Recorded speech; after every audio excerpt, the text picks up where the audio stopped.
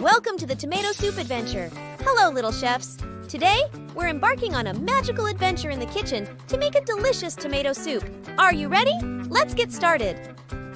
Our adventure begins with a little hero bringing us flour in the kitchen. This flour is the secret to our soup.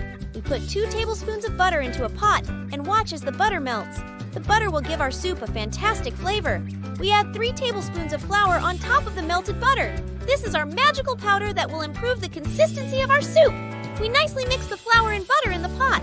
Thus, the flour blends with the butter, creating a wonderful mixture. We add 1 tablespoon of tomato paste to the pot and quickly stir. The paste adds color and flavor to our soup. Our mom lovingly cuts 4 tomatoes, and these tomatoes are the main stars of our soup.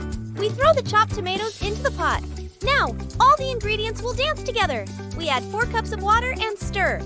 Water forms the liquid base of our soup. We add 1 teaspoon of salt and stir to flavor our soup. We mix the ingredients once more so all the flavors blend together. We blend our soup, giving it a smooth and creamy texture. We carefully fill our bowls with soup. It's now ready to eat.